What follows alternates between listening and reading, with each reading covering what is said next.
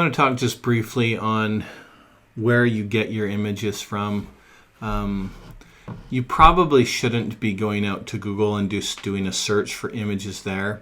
You should be using something like Adobe Stock or Shutterstock or something, iStock Photos, to grab images.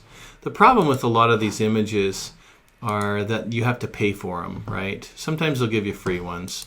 But most of the time, these are pretty expensive if you look at the prices, and they can be pretty pricey. But they're normally great images. But there are free image websites out there that give you licenses to use these.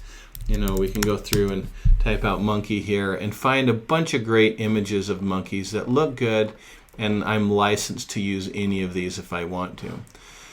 So Pexels.com is a great solution for that, as well as Pixabay if you want as well. But these are just free websites. They're not as great as iStock Photo or Shutterstock or Adobe Stock Photos or things like that. But they're great options if you're looking for imagery for your own work.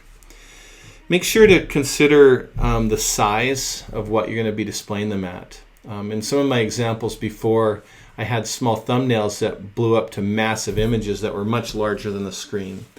Look at your website, and if you determine that an image like this might be seen this wide, then that should be the image, the size that you feed it as.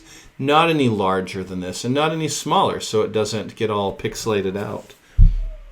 You're also going to want to run these through some kind of optimization, like I've shown in other videos, and just look to see how fast these will load. You're going to want them as small as possible as far as file size goes, but keep the greatest quality and size resolution of the image that you can. So be careful with that. It's also good to make sure that you have appropriate brightness and contrast on your monitor when you're looking at them. If you have a cheap monitor, typically a lot of the color or differentiation of the colors don't show through as easily. So watch that. Make sure you're designing on the best kind of monitor you have.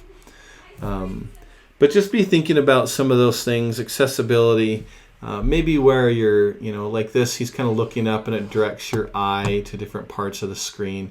There's lots of things you can do to kind of work with imagery and make it a little bit better.